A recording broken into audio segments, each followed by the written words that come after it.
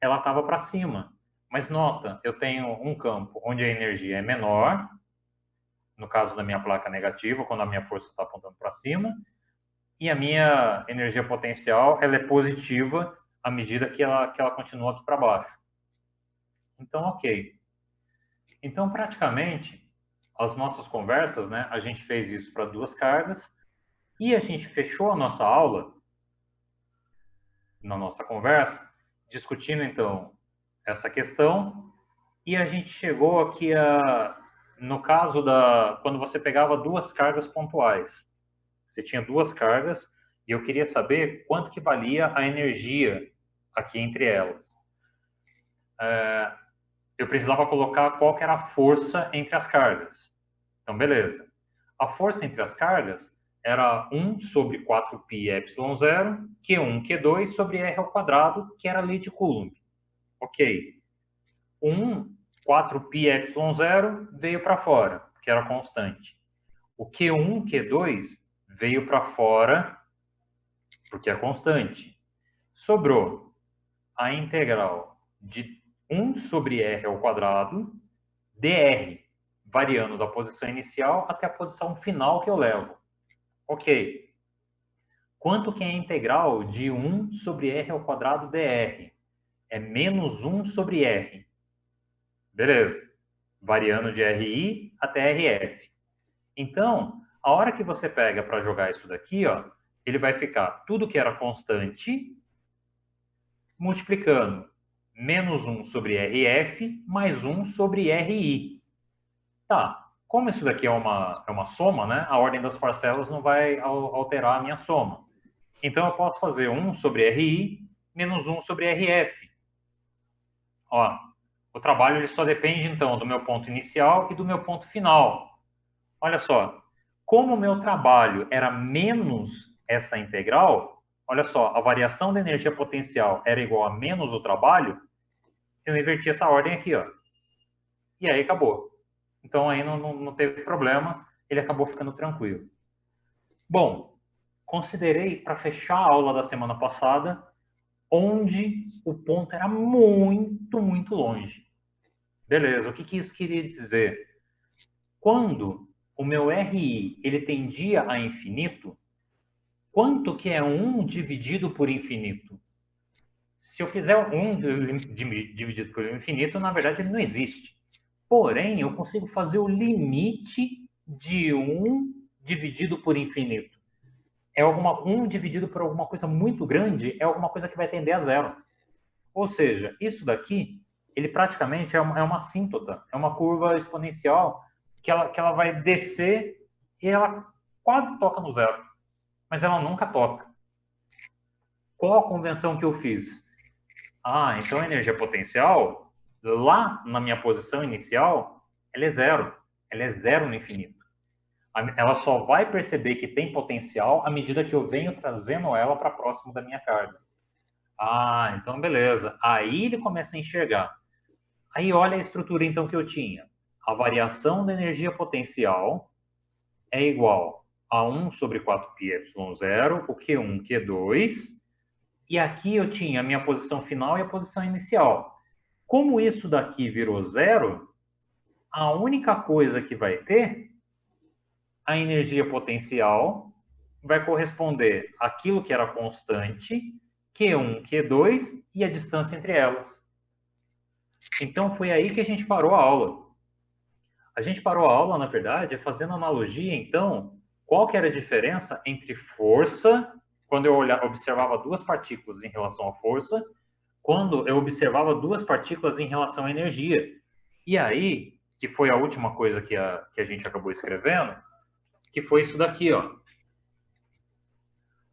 Qual que era a diferença entre força e energia? A estrutura delas era muito parecida. A diferença é que força é vetor. E a força, ela é proporcional ao inverso do quadrado da distância. O que acontece com a energia? Energia é escalar. Você não precisa de direção e sentido.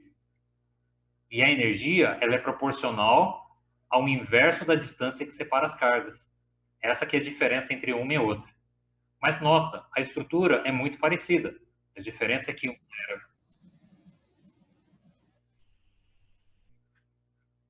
pegou?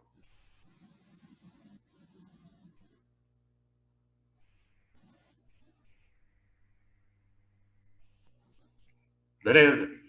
Então, a diferença é que para força eu sempre ia precisar da direção e do sentido. E no caso da energia, eu só vou precisar do valor dela, porque ela não tem, ela é escalar, ela não vai precisar de definição nenhuma de vetor. Então, a aula passada a gente acabou parando aqui. E aí que entrou a nossa pausa. Hoje, então, a gente vai entrar numa coisa que não existia na nossa parte de mecânica, que era o potencial eletrostático.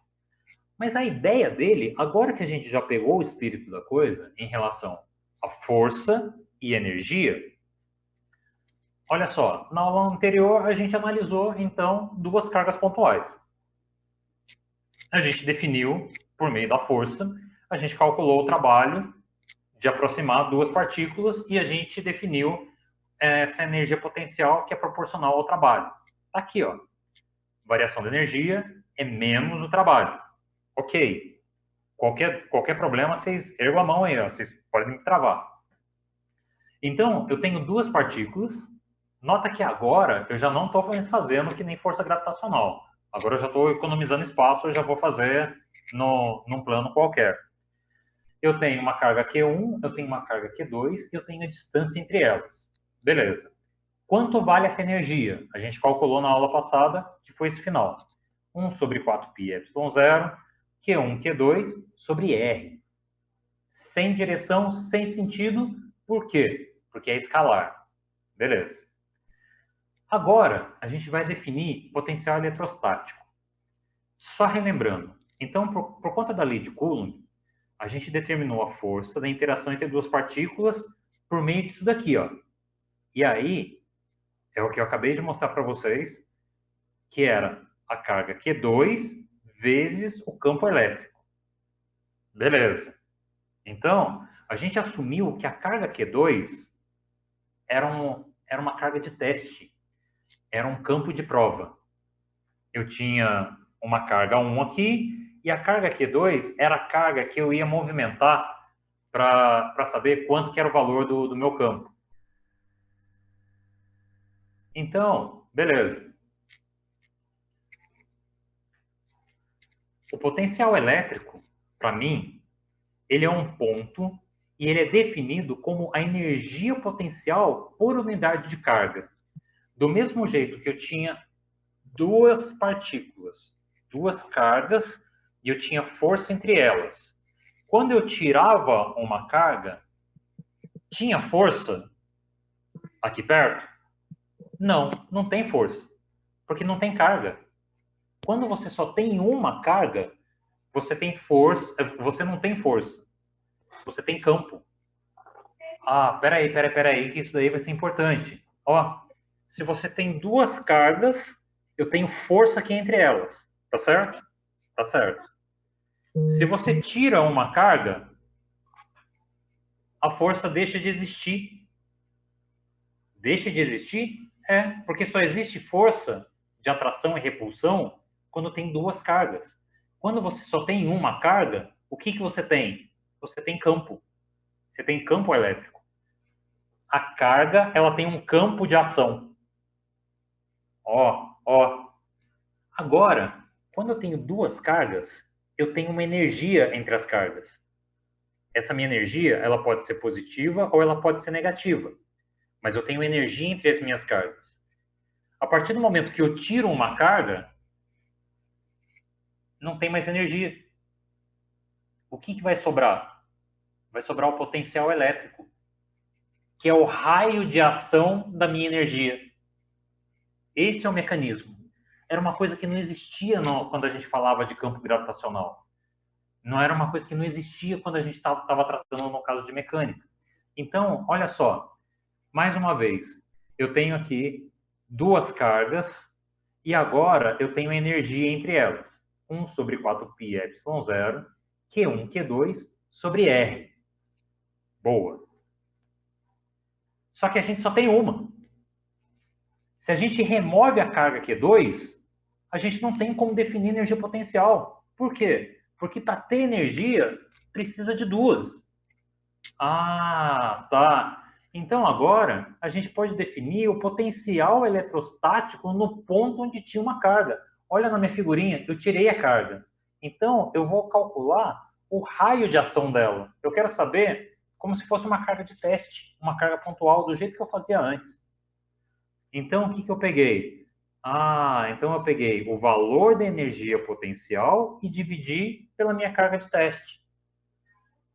Ah, então agora faz mais sentido, ó. Quem era energia potencial? A energia potencial era essa mesma estrutura vezes o Q2.